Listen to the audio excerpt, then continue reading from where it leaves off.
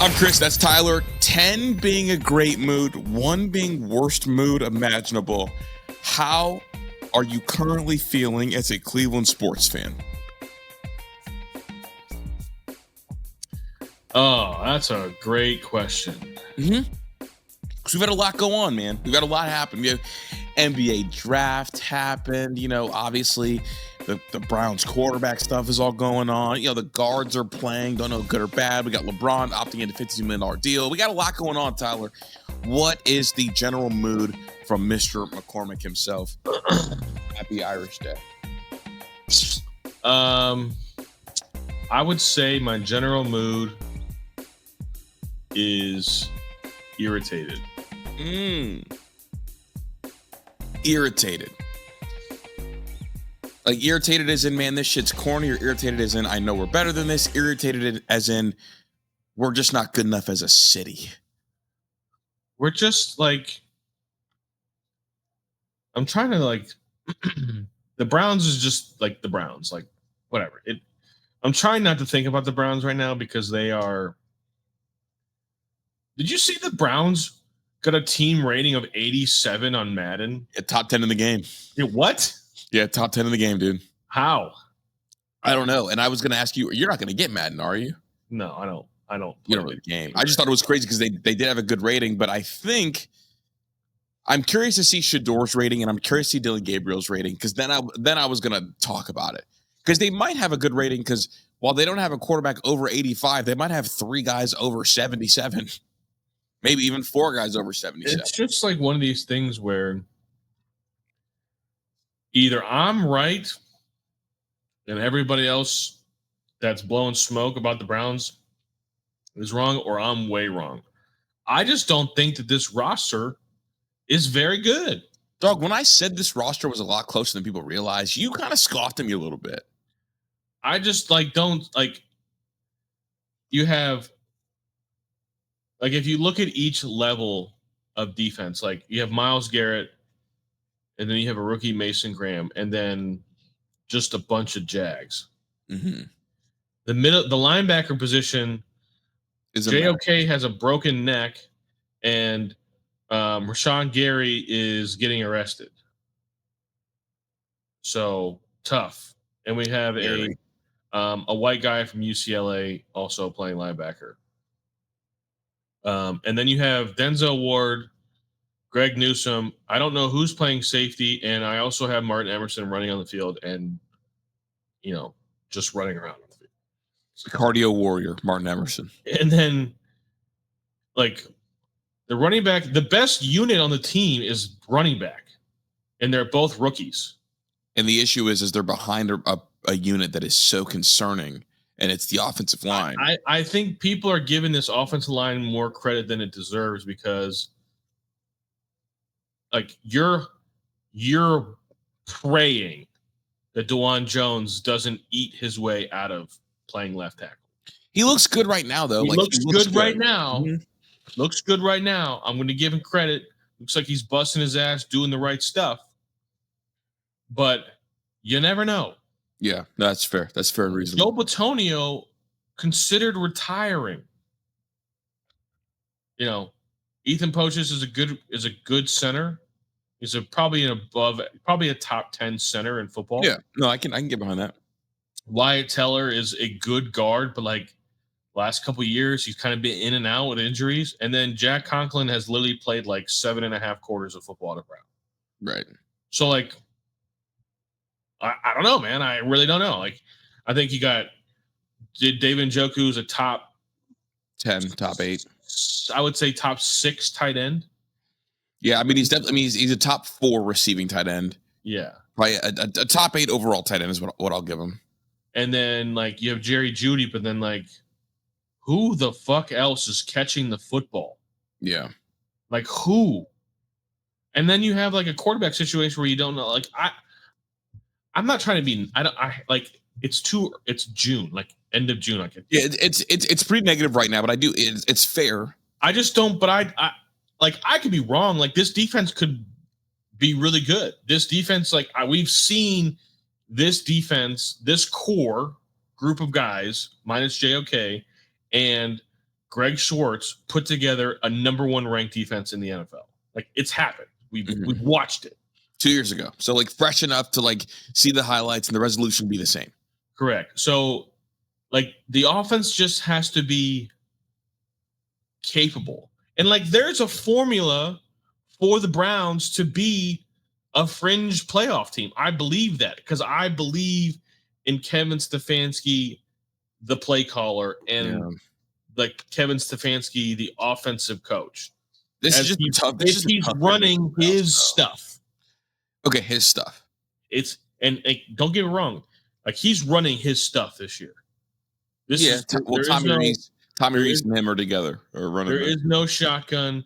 There is none of that. Like the quarterback's going to be under center. He's going to turn his back. He's going to play action. There's going to be boot. They're going to be easy throws for the quarterback to make. And like running backs are going to go downhill. They're going to run the ball. It's going to be a Kevin Stefanski offense. So just be okay and stop turning the football over. And like this defense, this team, like I think they could be in it. They could be if everything goes right. But that's the problem. That's the issue. You asked me how I feel about being a Cleveland fan. Right now, it feels like every team, everything has to go right for them to be successful. And right now, in the Browns and the Guardians case, it's like the Guardians, like nothing's going their way at all. And like it seems like the Browns, like it's just you're asking a lot. And then when it comes to the Cavs, like I'm very optimistic that like I'm happy that Kobe Altman and his staff are getting in rooms and making calls and trying to make moves. Yeah, because they should. I mean, they're the ones that is like operating like the rest of the pro teams in the sport. So like it's good to see, and I do want to unpack each thing kind of step by step. I do want to circle back to the Browns. Do you worry about this quarterback situation and kind of the quarterback optics and kind of the negativity that's going to be surrounded with the quarterbacks because of how it's been covered in the media? Do you worry that could be a distraction during the season for this team, or does that not something that screams honestly, distraction for you? It's not like it depends who we're asking, like. Who's getting affected by the distraction? Because like I don't think the players a lot of times I think that's just noise that like that's an overrated noise to players. Like I think in professional sports, because especially in the NFL where there's so much media, it's just like none of that shit really bothers them because it's just noise. It's all you don't think the Baker Mayfield thing bothered a lot of people? I think that was a different scenario because he was talking about like the Duke Johnson thing was a problem. Yeah, like he almost brought it into the locker room. Right. But like when it comes to like who are they gonna play? Like, I don't know, man. I think they're all pros. Like that shit I think it's a little overblown. It's not that it doesn't play a part, but I think it's overblown. I think the fans are gonna be a problem about it. But my bigger concern is the Browns as an organization have never shown us that they're capable of managing a situation like this. Oh, I don't think any team. Well, has any team showed us they can? I mean, what team heads into a season with this kind of situation? Like nobody puts themselves into this because this is hard to maneuver no matter what, right? How often do you see any NFL teams with two quarterbacks that they think that can play and manage that situation properly? I've only seen it one time when two quarterbacks have been drafted in the same draft, and it ended up being like a weird, ugly divorce, and then the team ended up with neither quarterback in their prime. Yeah, Kirk Cousins and RG3. Right. So it's just to me like... But they did make the playoffs year one. It's just one of these things where it depends on whose agenda wins. And the issue is that in the case of the Browns, there's too many agendas working at the same time. And they're never on the same agenda. Jimmy Haslam has his agenda.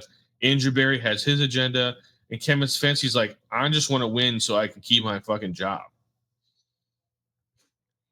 You know? It is gonna be funny because like just if you had to guess, how quickly do we see the boo birds out or the we want Shador chants in Cleveland, because that's what I worry about. Like I worry about like if Dylan Gabriel goes out there, it's going to be over before it even started for him.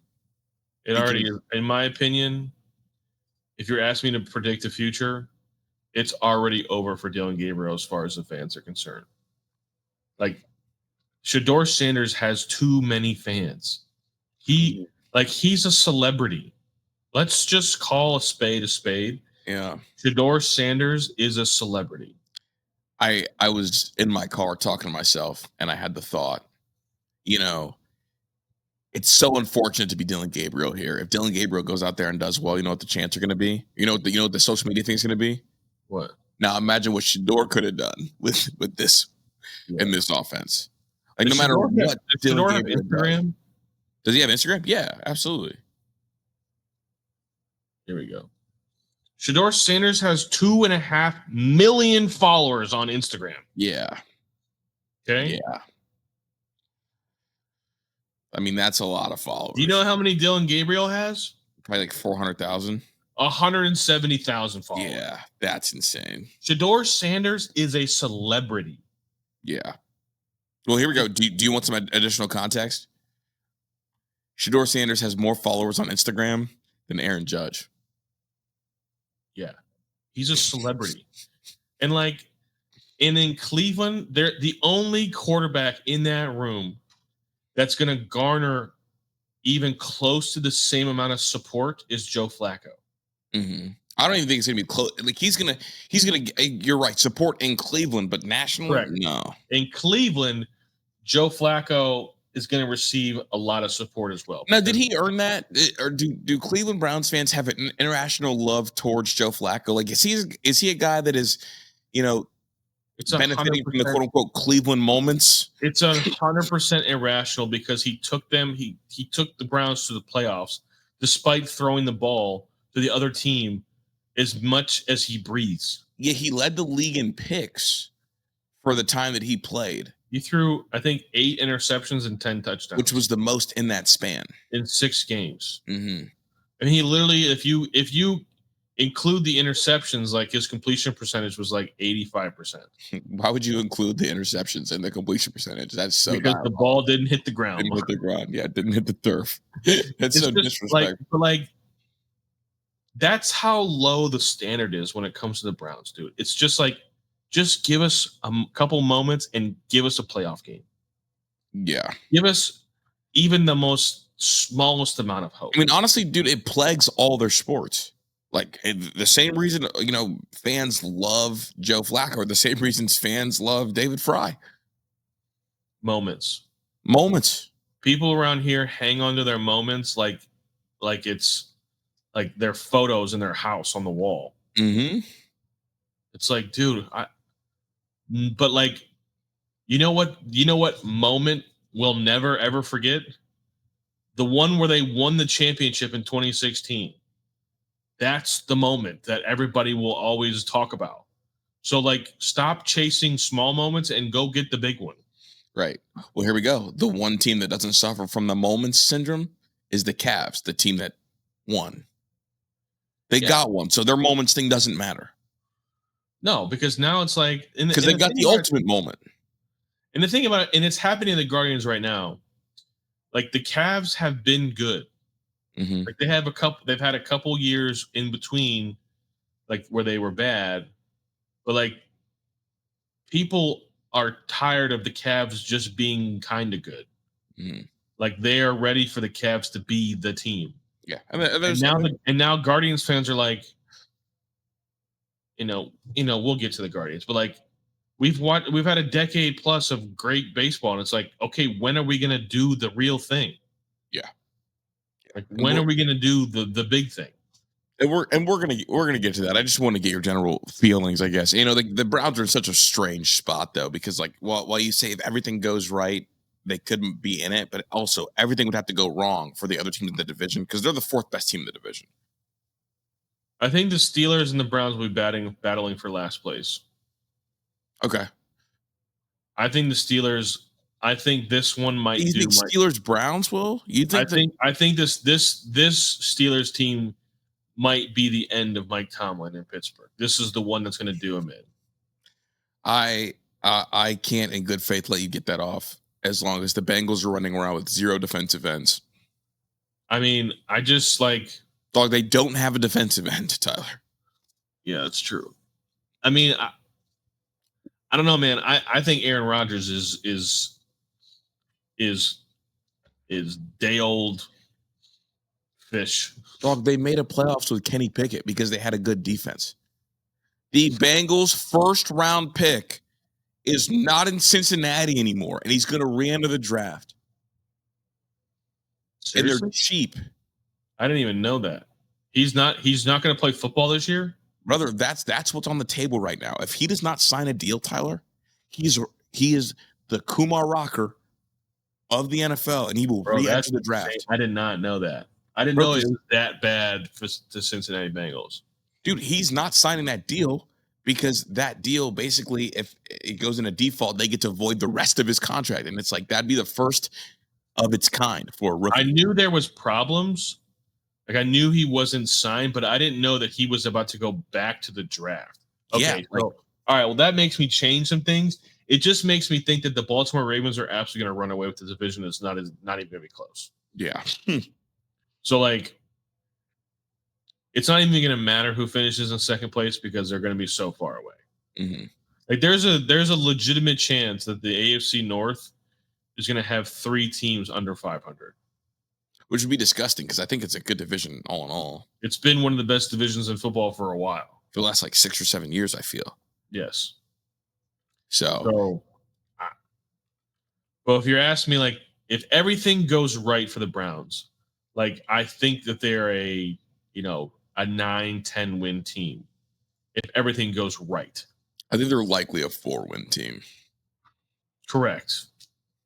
And I think they're going to be happy with 4 games and have a good draft slot and then hope that the Jaguars are also bad. My thing is, like, if you're going to be bad, like, be bad all the way bad. Yeah. But like we talked about, you asked me what would a successful season be. And to me, like, it's not even about wins and losses. It's about, I need to know if Shador or Dylan Gabriel can do this. I was going to say, I think a successful season is knowing what you have when you leave the season. Correct. I need to know exactly what I'm doing come the draft when I have 2 top 10 picks in the draft. Yeah. And it's this is it. Like, in this, you want to know if you need a quarterback, and because if you don't need a quarterback, what do you do in this draft? You don't go receiver, you go all the defense, and then you go receiver in 2027. You just go BPA 2 times in the top 10. BPA twice. I don't even care what position they play. Yeah, because, like, this team is going to have so many holes. But, like, it's also like people are keep forgetting, like, they are in financial hell. Yeah. Hell, man. Purgatory, yeah. Like, they're dead in the water when it comes to their finances. And, like, you need Denzel Ward to play at least 15 games, and you need Myles Garrett to continue to be Myles Garrett as, like, requisite number 1. Period. End of story. Requisite number 1. Yeah. And then you need, both these running backs to probably run for, one of them needs to probably hit 1,000 yards. Another one probably needs about 700 yards. No, in the modern NFL, you absolutely need one of those backs to go for 1K. That's like 60 yards a game, dog. You need 1K. Yeah, I need one of them to go for 1,000 yards for sure. Yeah, that's true. And, like, if honestly, for them to be a 10-win team, they probably both need to go for 1,000 yards. Because I don't know, like, what Jerry Jeudy is 100% getting 1,000 yards, but I don't know where the rest of it's coming from. Yeah, a lot of yards we got to get to.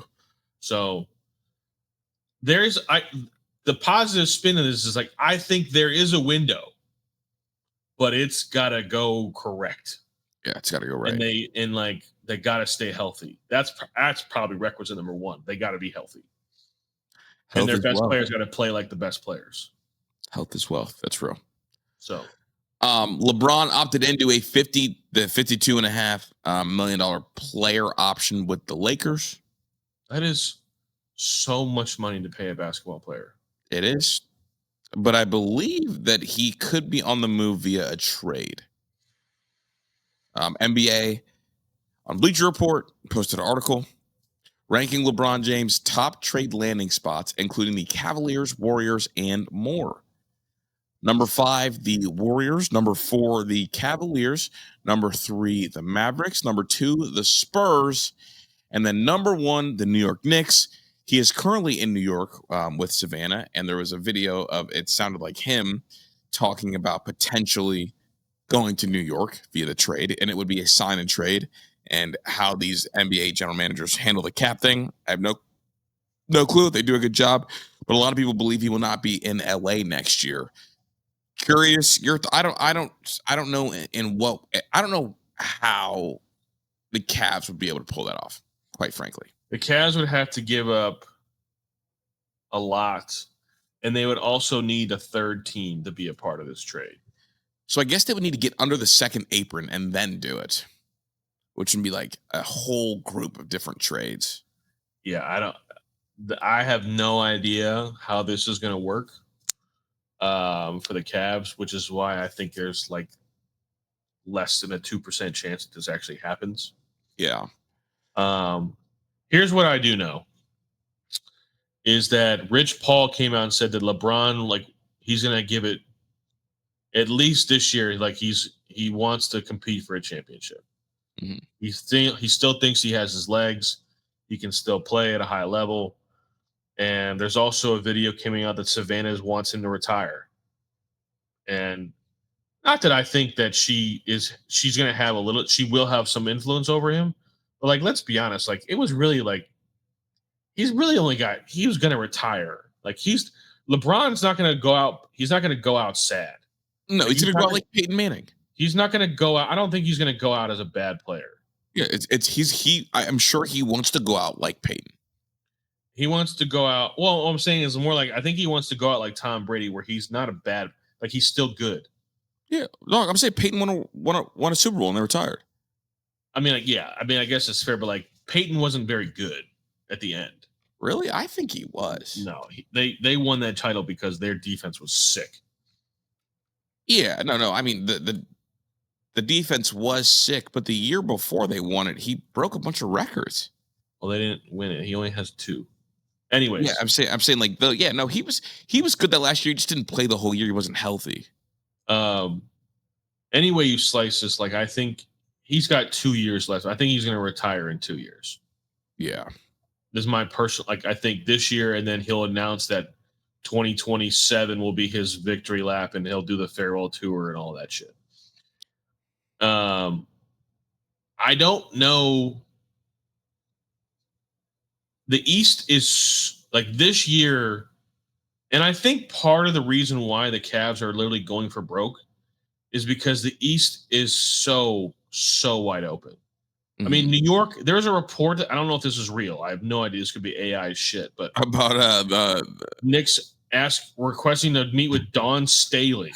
Yeah, there's no way though, right? Shout out. I mean, Dawn Staley, I think she is a go. She could survive New York, but like that's got no way. Let's be for real. Like I love Dawn Staley, but like let's be for real here. Dawn Staley at 5'4" is not going to come in and look at these grown giants in the like. It's not going to happen. And so they don't have a coach. Jason Tatum's not playing at all this year, and Boston seems like they're selling. They're just going to take the L. I mean, they just have to wait a year. They're going to be bad, get a high draft pick, and it's going to be like when they drafted Len Bias and had Larry Bird. And then like Halliburton's out for the year, so the Pacers are probably going to be ass. I mean, this is the time. If the Cavs, like whoever tries to make the biggest move in the East is going to have almost a free run to the final. I mean, it legit, the 3 best teams in the East could be Cavs, Orlando, Knicks, Orlando. That's the 3. And so, like, to me, and somebody was like, I saw on Twitter, somebody was like, I don't want, like, we're going to sacrifice our future for 2 years max with LeBron. Like, yes, absolutely. You sacrifice your future for 2. Because if the Cavs acquire LeBron and manage to keep, let's say they manage to keep Max Strus or DeAndre Hunter, right? They automatically are the best team in the East, and it's not even close. Not even remotely close. Donovan Mitchell, Evan Mobley, and LeBron James is by far, not even close, not even up for debate, the best group in the East. I mean, it's so far and away not even close. And so you're almost guaranteeing yourself a trip to the NBA Finals. And like, I know LeBron's old, but like, I would never bet against LeBron in the NBA Finals where he is equal talent to the other team. As long as he has equal talent against the team he's facing in the finals, he absolutely has a chance. And like LeBron on this year's Cavs team would guarantee a finals ticket. Like just guarantees it. Yeah, I don't think there's any way around it. And like what he would do for Evan Mobley would be insane. Not to mention, like, I love the trade they just made for Lonzo Ball. Yeah, Lonzo. I guess we could talk about that, but real quick on the LeBron trade. Yossi Goslin, who is a cap expert, basically outlined it like this: Cavaliers would need to do an 100% salary match and stay under the second apron. And for the example, they would have to send out Garland, Hunter, Jared Allen, and that leaves room for the 5.7 MLE separately, and then get LeBron. So that's to me, that's so much. A no-brainer. It's no brainer. Absolutely, I believe it's a no-brainer, but it's still so much. It's going to be a lot. It's going to be a lot for Cavs fans to swallow, the casual ones especially. I totally get it, and like, I'm sorry to say this, but like, people that don't like LeBron, they don't like LeBron for two reasons, and it's not about his play on the basketball court. Yeah, unless they don't. Some people don't like the whining on the court. They all whine. All of them do. They all whine.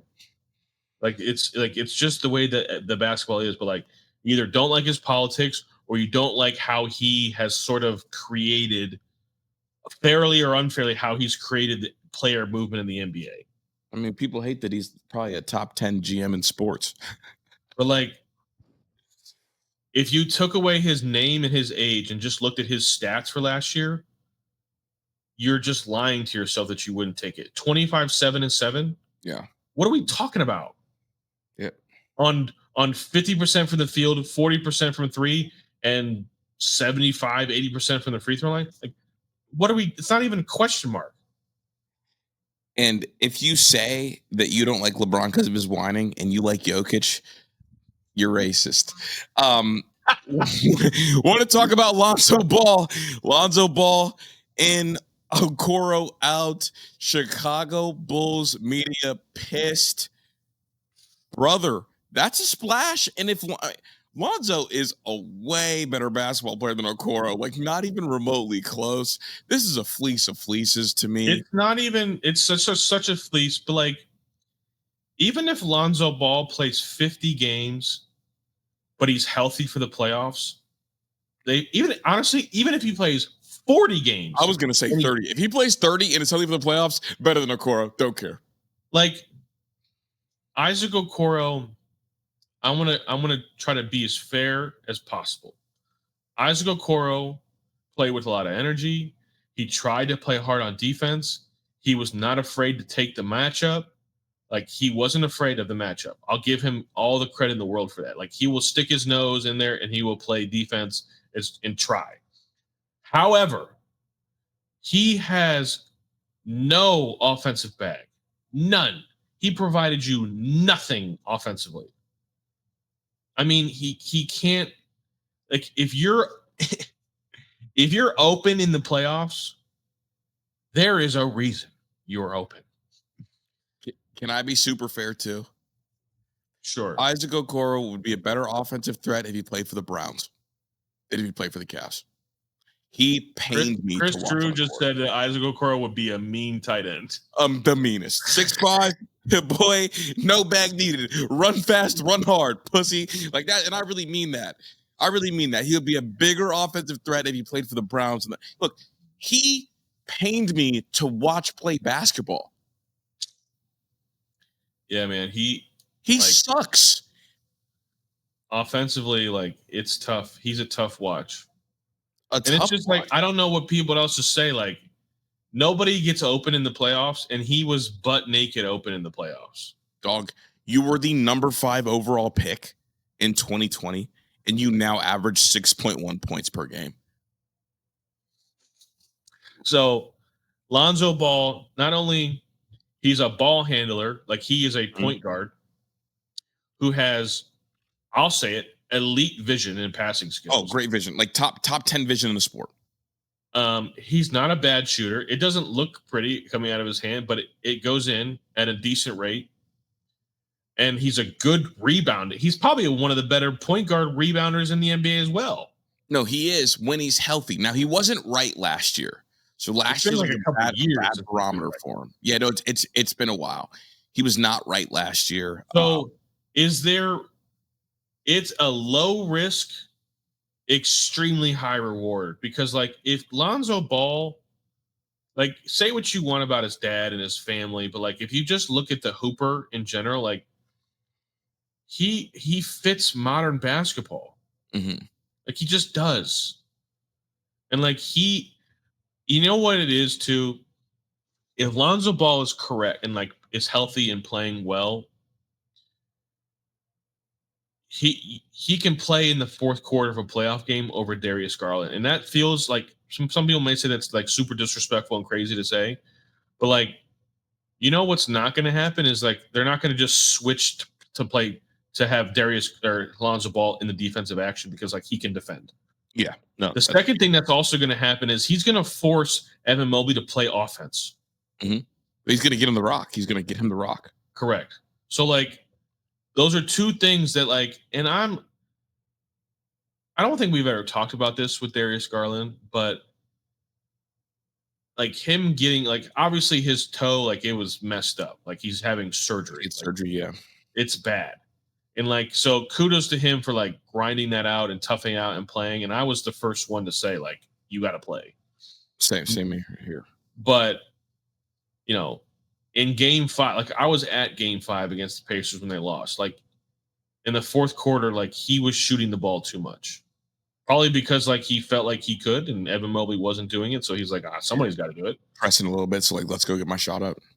But like, the truth of the matter is that Darius Garland is a defensive liability when it comes to the playoffs because he's just going to be hunted in every single defensive action. It's just the truth. Is he a good? I think he's a very, very good offensive player. Like he's a really good point guard when it comes to offense. I think the way he controls the tempo, he never looks. Nobody forces him to play faster than he wants to. He controls the tempo really well. He gets to the spots he wants to offensively. But defensively, like he just it's tough. Well, and I don't even want to make it too much about Garland. It's just like when Garland comes out of the game, you look over to the bench and like Lonzo Ball, when right, is a guy who's going to average 14 points, at least 5 assists and 5 boards. Like if you look over to the bench and you've got that and he's healthy, like you absolutely will take that over Isaac Okoro, who you don't know if he's going to dribble the ball off his big toe or not. And like and I shouldn't be making this about Darius Garland. It should be more about, is he an upgrade over Ty Jerome? And like, if they're both healthy, then yes, Lonzo Ball is a better player than Ty Jerome. Yeah, I mean, if he, as long as he can return. Now it was 3 years ago, but as long as he can return back to that form when he was healthy. Yeah, and like to me, like his game, like he doesn't need. It's not like he's like. It's not built on explosion. It's not built on explosion for one. It's also not built on like finding his own shots. No, because again, like when he's right, he's a guy who's going to give you 14 points, 5 rebounds, 5 assists. Like he's gonna shoot the open 3 when he's open, and like if he makes 40%, then like fantastic. That's all we need. But he's a free throw shooter too, 75%. He's gonna create more offense than he's gonna create more offense for others, and that's why his game doesn't need to like. It's not gonna take a lot of time.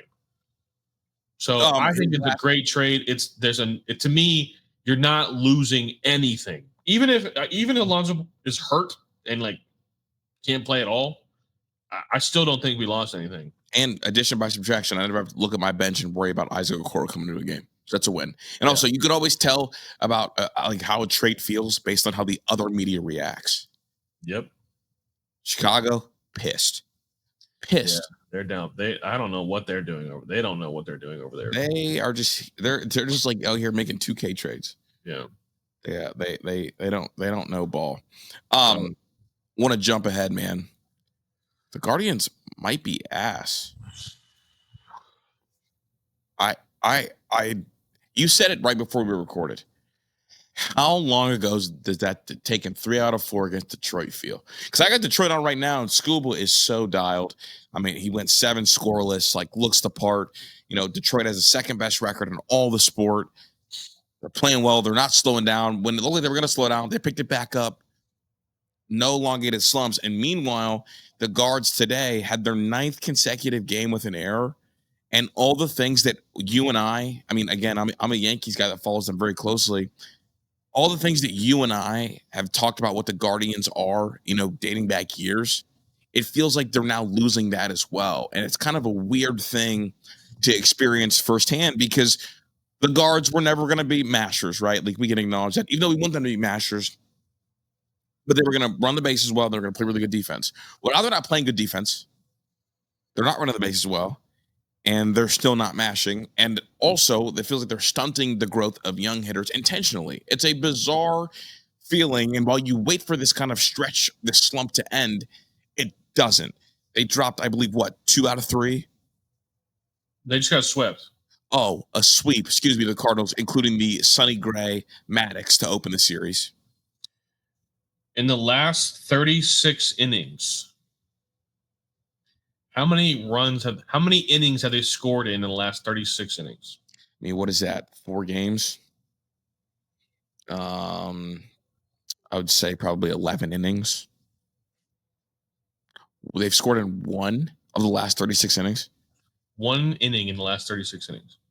Oh my God. And they blew that lead in 2 innings right afterwards, didn't they? 1 inning. They've scored 6 runs in 36 innings, and all 6 runs came in 1 inning. Yeah, that's disgusting. That's so disgusting. In that inning they scored in, they were 6 for 9 in that inning. Yeah. In the other 35 innings, they are 9 for 112. Yeah, that's horrible. Okay? That's really horrible, Tyler. Their current record against teams that are over 500 is 20-32. And here's the scariest part. Stephen Vogt, after the game, came out and said, as soon as we start changing things, that means we don't believe. We haven't changed a thing. We believe in this group. We're going to turn it around. There is nothing. I mean, I don't know. This is the definition of insanity. To a T. It's not working. The Guardians, this is what I mean when I said earlier in the show about how Cleveland teams, like, things have to go right. We said, like, things had to go right. Rocchio had to improve. Naylor had to improve. Manzardo needed to play. To play. Other things needed to happen, and they're not happening. And we had to get off. Not even on the roster. Bo Naylor is batting under 170. And, like, 1 homer every 28 at bats, like, that doesn't move the needle. I'm sorry. Like, I keep going back and forth on Bo Naylor. Like, I say it on the mic too. I'm like, sometimes I'm like, it's not that bad, and sometimes it's like, but like, it has to be a little bit more consistent than this. Yeah, like you want him to hit 200. But here's the thing. This platooning thing, they have the 3rd worst record against left-handed pitching this season. I don't understand. Teams that have $100 million payrolls don't have enough good players. Yeah. Right? You don't have enough good players, period. Let alone platooning. Like, you're taking your best players out of the game because based on who's pitching when you don't have enough good players. This is not working. David Fry can't throw and he can't hit, and he's on a major league roster hitting 2nd.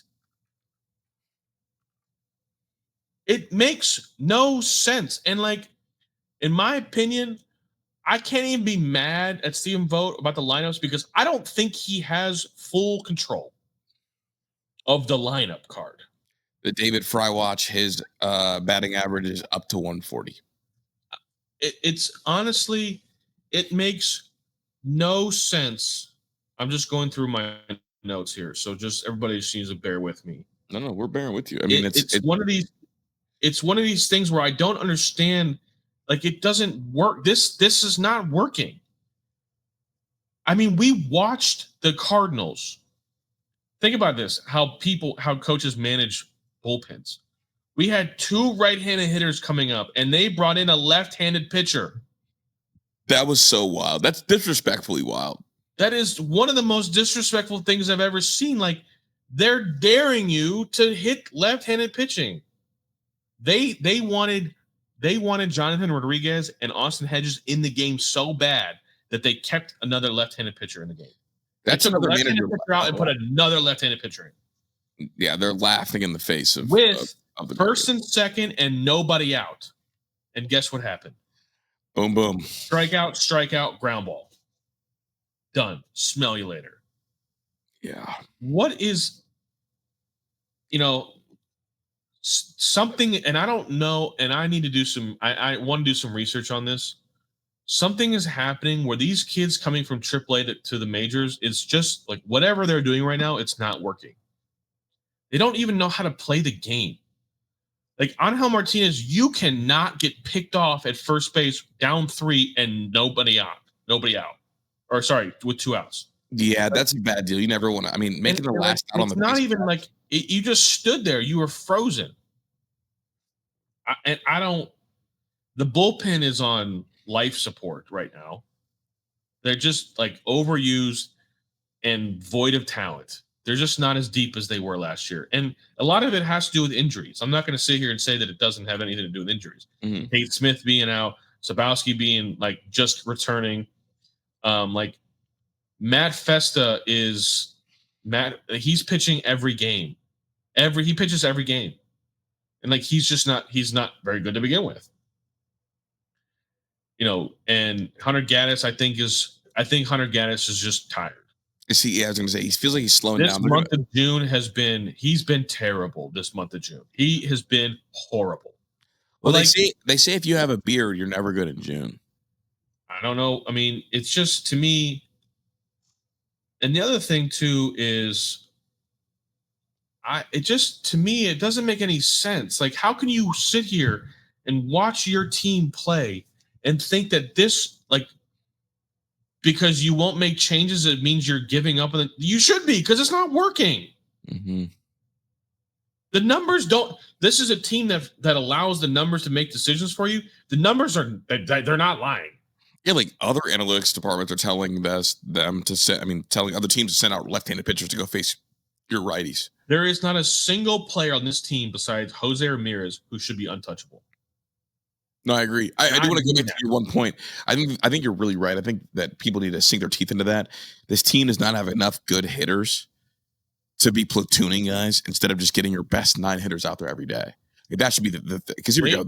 Their active payroll is at $72 million. They are so 25th in baseball. So foul. So disgusting. $72 million is their active payroll for this season. God. So around them, higher than them active payroll wise is Pittsburgh. Higher than them active payroll, Colorado. Higher active payroll, Cincinnati. Those 3 teams all have a higher active payroll than Cleveland. Is there anybody lower? Yeah, Washington, the White Sox, the Rays, the Athletics, and Miami.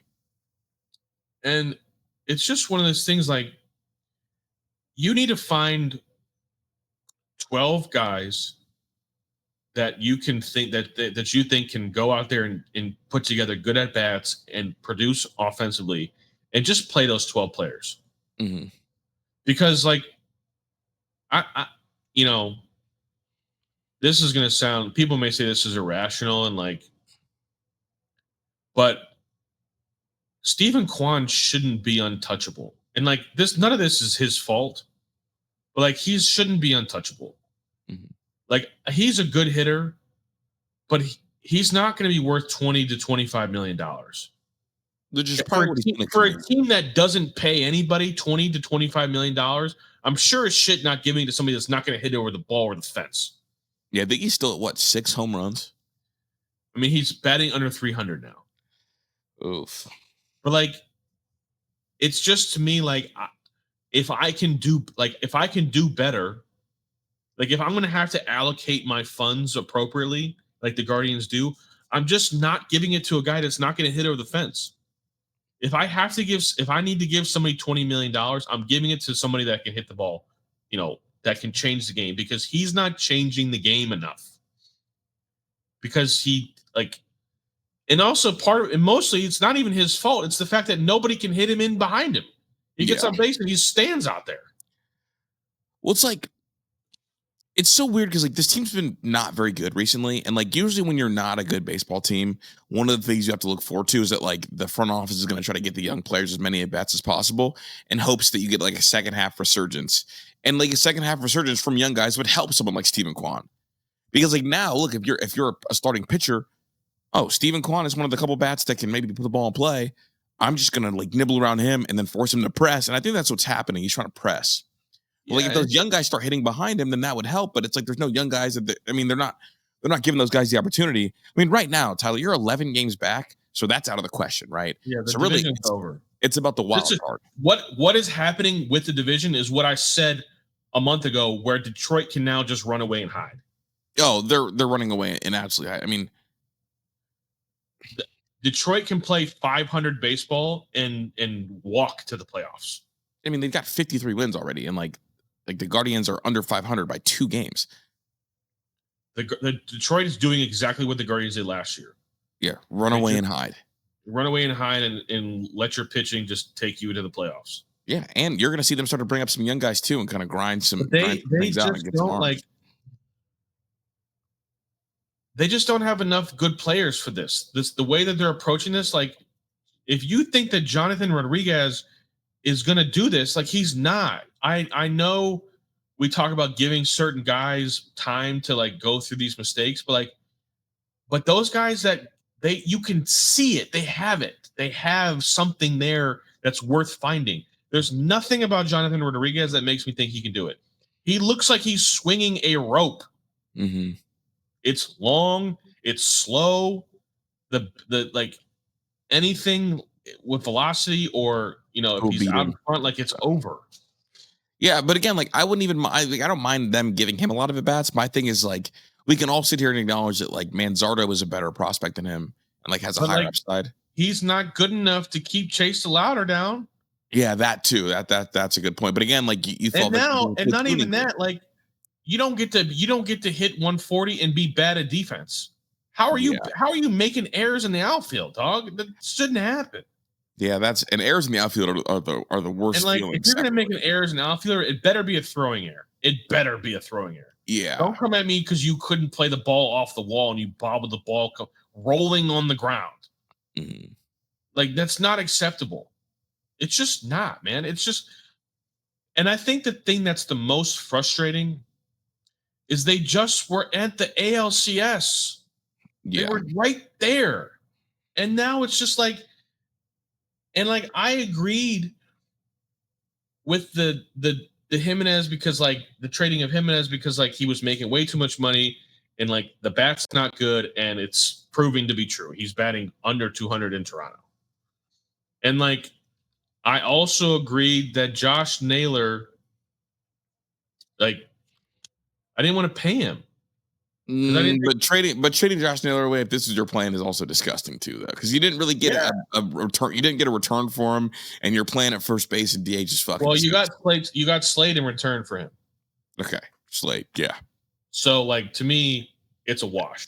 Okay, but we're about to face Matt Boyd. Matt Boyd wanted to be in Cleveland, but we didn't want to pay him $12 million, and now I got to watch Logan Allen pitch. Yeah, This front office is failing them because they're too proud and they're holding on.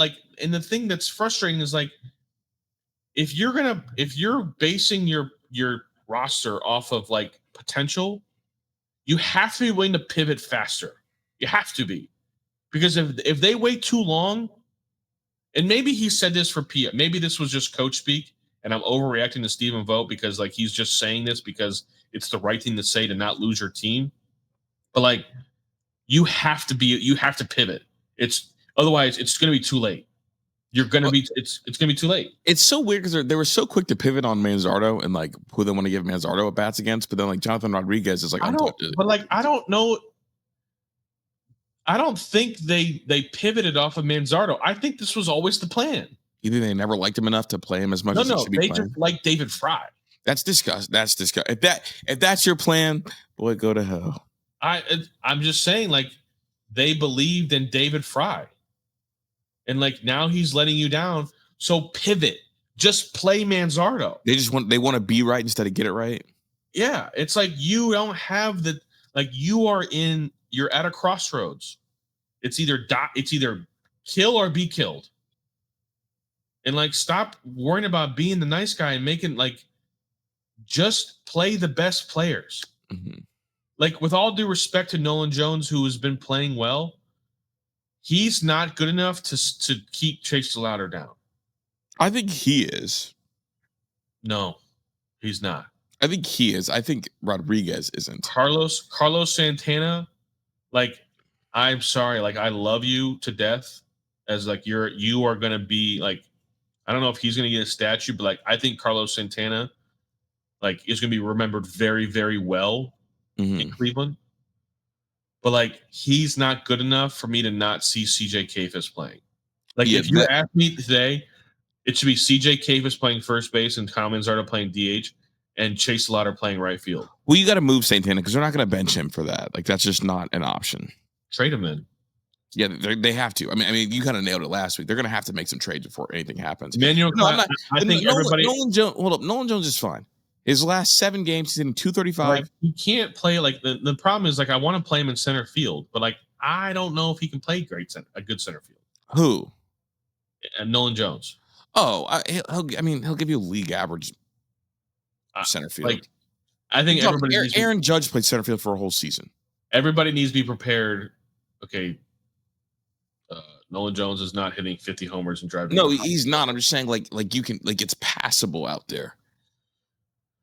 Everybody needs to be prepared when they trade Emmanuel Clase because he's going to get traded. You think I would be stunned if he's not traded. Because, like, listen, a top flight closer is a luxury, and it's a luxury that this team cannot afford. He's too valuable. The return would be too great for you to not do it. Yeah. You have to, man. You have to do it. There's no option. So we watched what Boston. Now, I think Boston traded Devers because they desperately wanted him gone. Yeah. But like, you can't tell me that I can't get a legit MLB above average center fielder for Emmanuel Clase. So here we go. What I was going to say is the closest thing I have is Devin Williams got traded from Milwaukee to the Yankees on an expiring deal, 1-year deal, and they got back a number 3 or 4 arm and an MLB second baseman. Okay, so Emmanuel Clase is not on an expiring deal. He has control for 2 more seasons. Correct. So like, I better get you could commit, like I better be an above average league center fielder. Yeah, that's what I'm saying. So like if the floor is like an MLB ready like second baseman that's playing every day in Milwaukee and playing well, it's the Caleb Durbin kid that we watched go up against. So the Pirates. Now, like not only is there, but now you also just lost your shortstop for probably a month. Yeah. I mean, honestly, you know who you call? You call Baltimore and see if they want to give you Mullins for Clase and see what else you can get from them because they're out of it, dude. Like Baltimore's out of it. They're 36-47. They're 7 games out of the wild card. They're not in the division. Like they are out of it. They've got a bunch of expiring contracts, including 2 big-time bats. Mullins is 30 years old, having a good season. Like you go. How many years of control do they have on his contract? With Mullins, I'd have to look. Because if it's not, if it has to be more than one, they just won't. The Guardians just won't do it. Which is stupid. That's such a limiting thing. It is, but like also, it's not like they're in the playoffs and like you don't want to give up. You don't want to give up an asset for like something that's like not going to change the outcome. Yeah, I mean he's on an expiring deal, but he's only getting paid $8 million a year. Like you could definitely extend him. But yeah, you're right. I forgot about that. But I mean he leads their team in home runs. I mean he's only hitting 213, but his OPS is 708. Like ain't good center fielder, but he's lefty. He used to be a switch hitter though. What do you think? What do you think Baltimore would give up? What do you think they would want in return for Gunnar Henderson? For Gunnar Henderson, everybody they would want Tanner Bybee, Clase,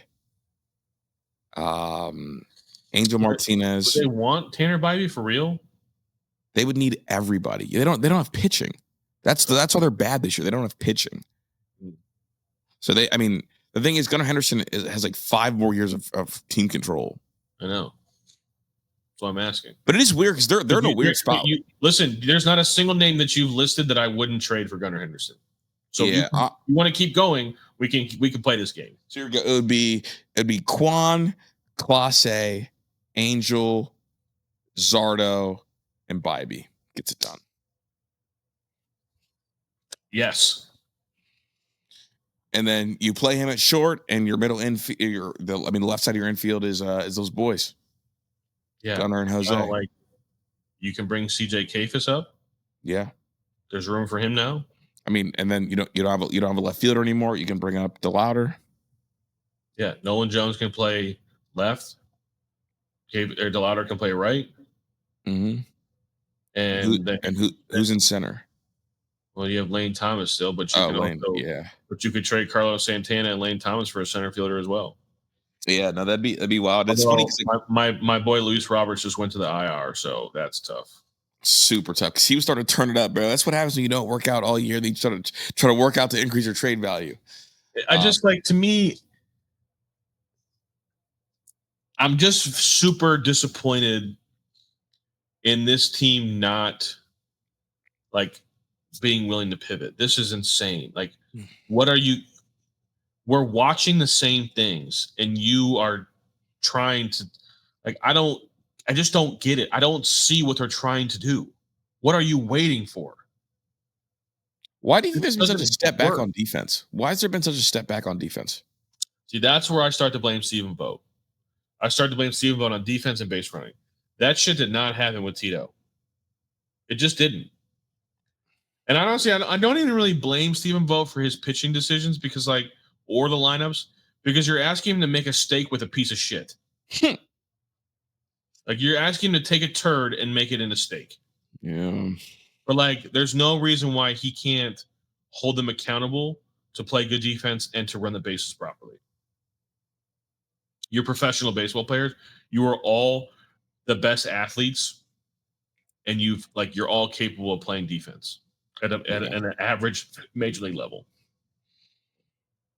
Schneeman at short today. I like Schneeman, but he can't play short, dude. Why can't we see Angel Martinez at shortstop? He's got a stronger arm. He's got a better arm. He's a better athlete. Like, go play him. But instead, you know what's going to happen is Brian Rocchio is driving up I-71 right now. Shout out I-71 rundown on the way. OT Dubs. I want Schneeman in New York so bad, dude. You have no clue. I'd give you guys. I've been trying to hold off on like calling this like. But if they don't make any changes, this season is a wrap, because this team is not good enough.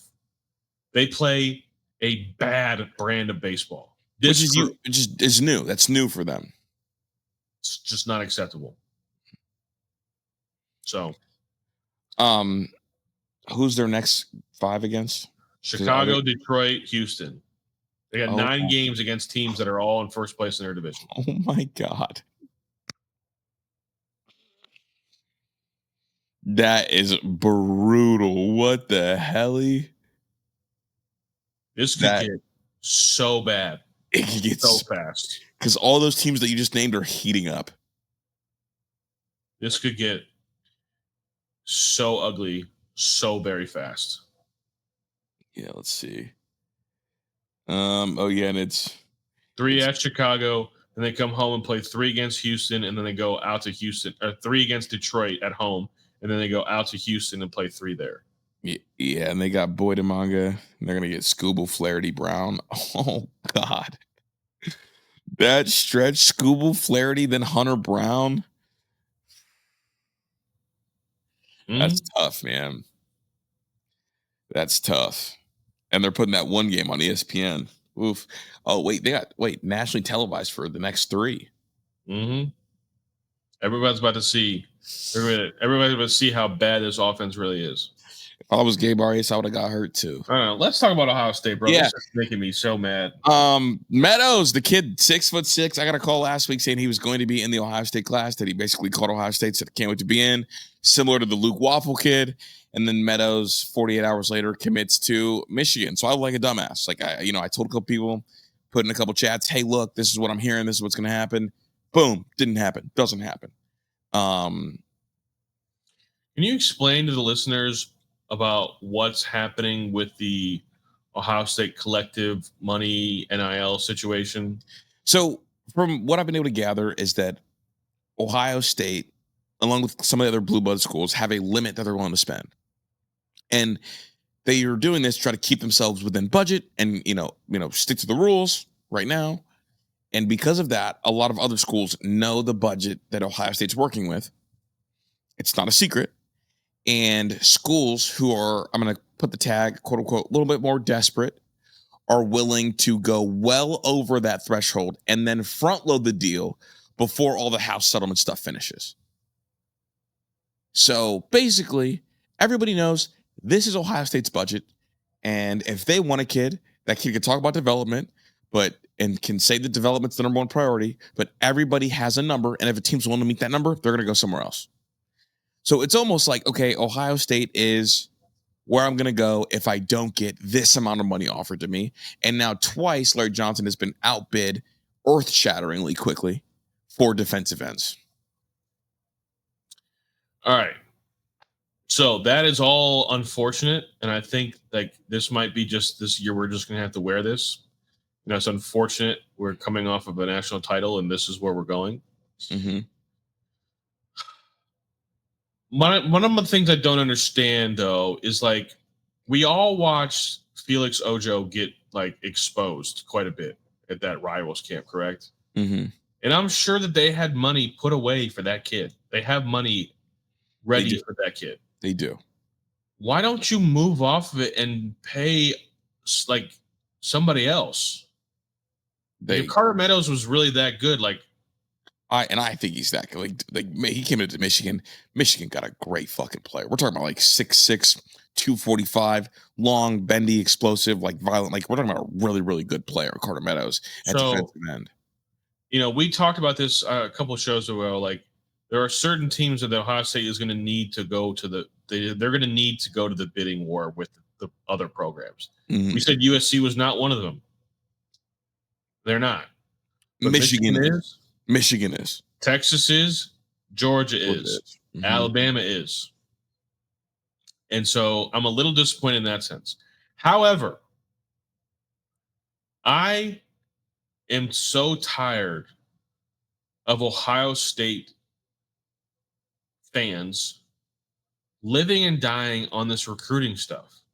Same. Until we see non-NFL players at any position, what are we worried about?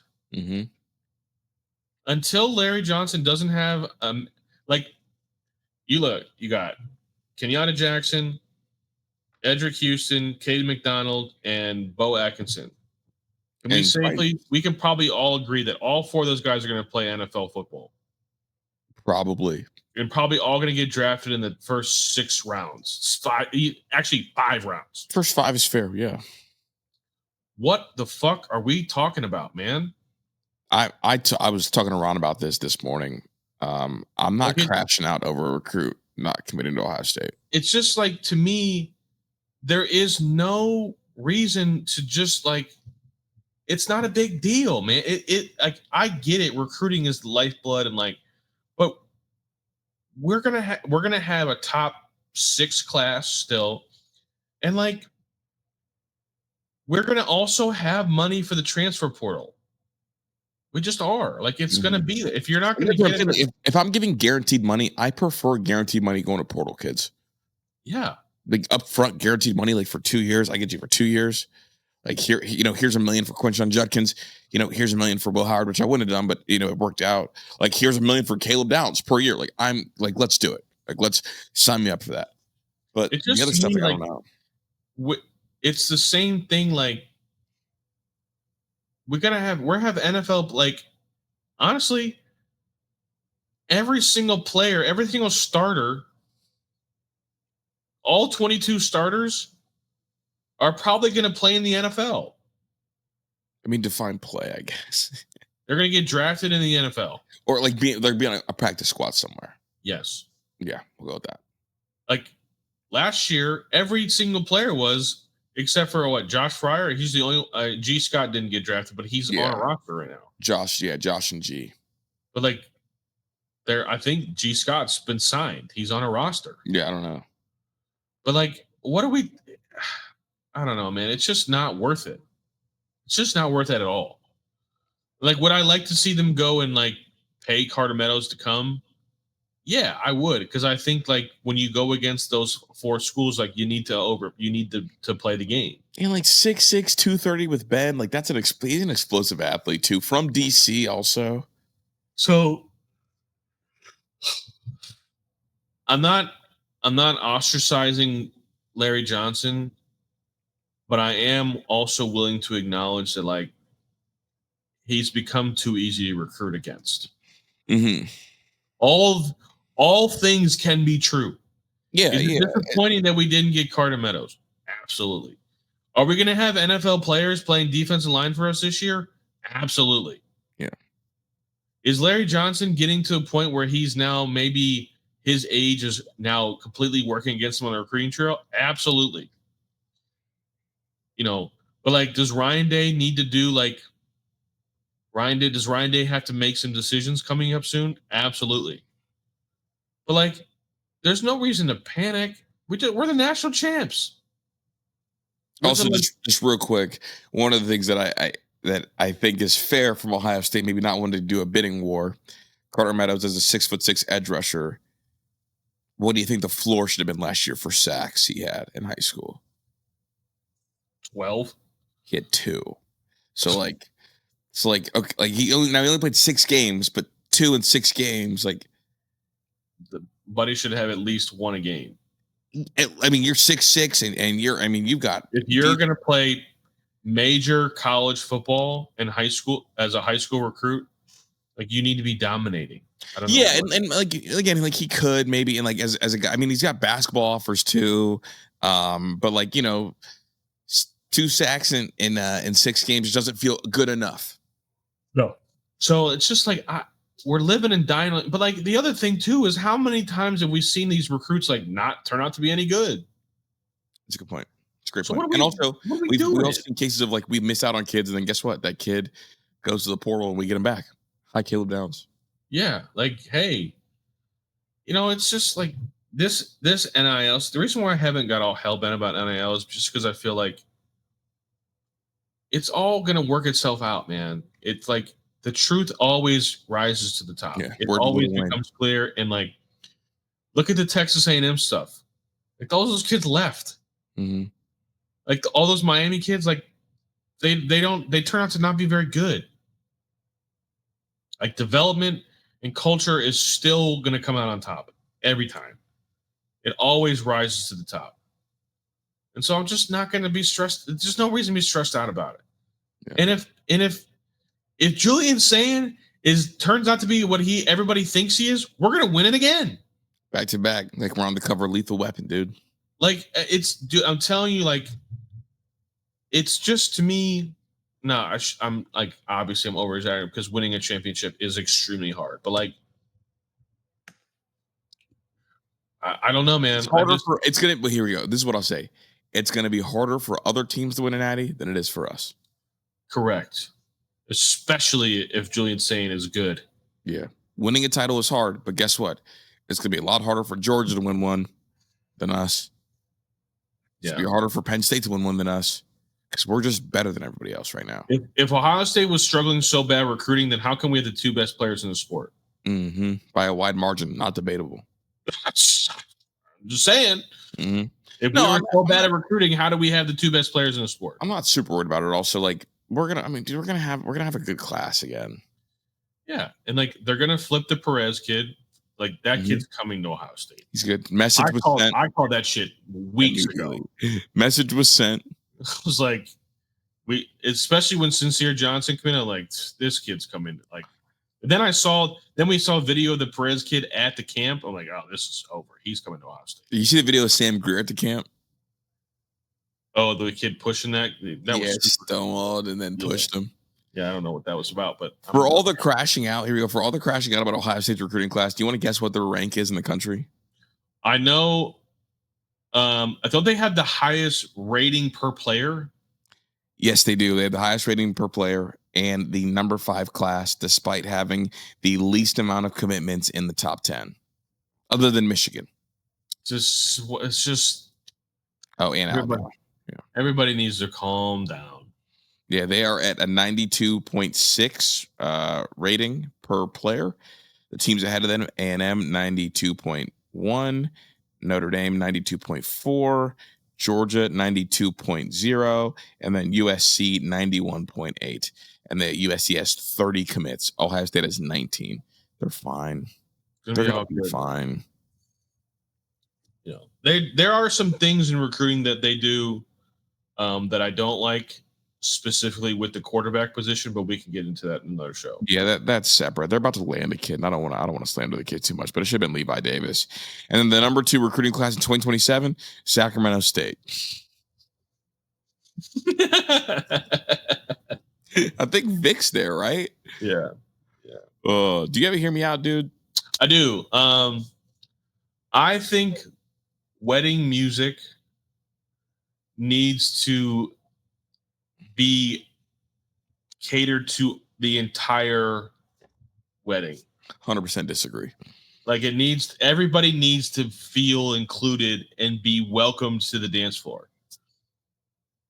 100% disagree. You should have a wide variety of music at your wedding. If you know what a hip replacement smells like, you don't belong on the dance floor. Just eat and drink and enjoy spending time at the table. And if you want to dance, come dance to some of my music, OG. But I'm not putting on whatever you want to play, bro, because we don't care. No, it's not whatever they want. It's just like you just got to give them a little, like something. Just one, maybe even one song. Not doing it. Only thing that matters is the wedding party. Because they're the ones that are really going to get down. But the wedding party has the last hour and a half. Okay, that's a good point. That's a good sub point. You haven't been having those lately. That's a good sub point. They have like the last hour and a half. But like the first hour and a half, it could be a mix just so everybody feels it. Because let's be honest, at 10 o'clock, grandma's leaving. She's gone. She's been gone. She's asleep. That's what I'm saying. So like you have some everybody music from like 8 to like 9:30. Because I'd be okay if I never heard the song Wobble ever again. Well, that's still an old, but yes, that's a bad song. I would be okay if that song. There's no reason why the electric side should not be played at every wedding because everybody can do it. It's just a vibe song. Everybody's happy. Everybody's out there. The vibes are there. Grandma's out there. Yeah, I'm not going to out there. Yeah, I'm not going to listen to Cheerios, but play it in the first 10 minutes. I don't want to hear that shit in the middle of the night. No, of course. I mean, I'm saying when it gets to be like 9:45, 10 o'clock, like, yes, the old people's got to go. Mm-hmm. But like, I shouldn't be hearing Kendrick Lamar at 8:45. That's crazy. You told me what they did there, and I literally sick to my stomach, fam. I mean, I don't want to see Uncle Tony at 65 years old trying to do the stanky leg. I don't need to see that. Yeah, that's fair. That's Grandma Georgina hitting the Quan. Georgina, that's how we lost both them hips. Put them back together. You know, I'm saying, you want to be inclusive, and then, as the night gets longer, then then it's about the wedding party. Yeah. So that's my take. I think that doom scrolling is more detrimental than TV trays. I think TV trays didn't make a comeback. Like eating trays? Yeah, like I used to go to my grandparents' house, dude. We used to sit there and they used to pull the TV trays out and we would put a movie on. That was some of the greatest bonding ever. You know what, bro? I can get down with that. Dude, like I know it like got frowned upon, but TV trays is so much better than I was with like a group of like, you know, like young adults. Everyone's swiping their phone. At least with the TV trays, we're all focused on one media. You got two things to worry about. You got the food and you got the movie. Exactly. Now here's the question. Did you want the trays that were on your lap, or did you want the trays that were standing up in front of you? Give me the ones with the legs. I need the legs. Oh no, give me the ones where I can sit, I can have it right in my lap. No, I need the legs, dude. I need the legs, bro. I need the legs. I was bro, because I could never cut nothing if I had it on my lap, bro. No, but like I'm talking the ones that it was like a two legs that fit on either side of your legs and then the top. Not like just the tray that sat on your lap. Oh, the one just split. Yeah, that's what I need. Yeah, that one. I'm talking about like, or the ones that are like that's the tall one that's on the ground in front of you. You got to sit up in your seat. Oh, no. I've never actually used one of the ones that you place on the couch that has the legs on each side. I've only ever used like because my granddad had them because we didn't have them at the house. My mom would always make us just sit at the dining room table. That's such like a late 90s, early 2000s thing is like the TV trays. Dude, a vibe, bro. I'm getting them whenever I get a house, bro. I might not even have a family. I might just get them. Hey, boys, what are you guys doing tonight? TV tray dinners with I'll cook out. Nothing wrong with getting them. Just having some pizza. Yeah, pizza on a tray. I'm here for it. That's a great take. That might be one of your best takes ever. I've been thinking about that one for a while, bro, because dinner doesn't feel the same all the time, you know. It's a great take. Can't just we used to. I mean, what was? Dude, that's how I watched Planet of the Apes. Ooh, that's not a good movie, but it's not a good movie. The first Planet of the Apes didn't have your jaw on the floor. Bro, I don't need to see monkeys talking. brother, but the first Planet of the Apes had one of the greatest plot twists ever. Did you think it was a different planet? No. Bro, little Chris Drew was shocked. I was flabbergasted finding out. Actually, should I save this one or should I fire it, dude? We're having a good time on a Sunday night. Fire it. There's nothing wrong. Okay. Bad movies can be entertaining. 100% agree. And there's nothing wrong with watching a bad movie that's entertaining. I don't think Planet of the Apes is a great movie. I think it has two great concepts, and it was so accidentally funny that I could watch it 100 times. Like Jurassic Park. Bad. Those are bad movies. But they're so entertaining. They're so funny, bro. They are. They're so funny. There's nothing funnier than watching the random dude squeal and run away and the T-Rex just chomps them up. Bro, old effects in movies when you're trying to be serious is so like but old. Not like the new ones. Like they had the new Jurassic Parks now, and like they're still bad, but they're entertaining. Yeah, no, I agree. I was also really into the new Jurassic Parks. You know, it's also like I don't think Vin Diesel should be doing any more Fast and Furious, but like you gotta watch them. You watch them all. You gotta watch them. Bro, his head shape pisses me off. Does he inject steroids directly into his head? Like I'm trying to figure it out. That you people, and then maybe this is definitely a dude thing, but like there's nothing wrong with a bad action movie that's entertaining. 100% agree. Because you always get like some aura moments, then some funny moments, and I'm with that. Yeah, I'm with that. Look at us. We're having a good nostalgia. What's your favorite bad movie? Ooh. I did watch Shooter a lot with the one with Matt Damon. Oh, never seen it. Oh, it was always on TV. Always. Yeah, no, I never saw it. And then I do like the like Olympus Has Fallen and London Has Fallen. Bro, those are my favorite bad movies. Those are bad movies, but like they're so entertaining. That one and then the G.I. Joe movie. Yeah, the G.I. Joe. The second one was so bad though. Bro, the second one was truly awful. Bro, that shit had me so hyped. That one and then White House Down also.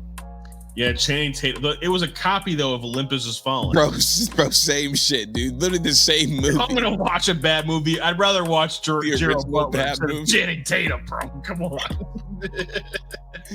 Oh my goodness, bro. This is a great talk. I'm Chris. That's Tyler. Peace.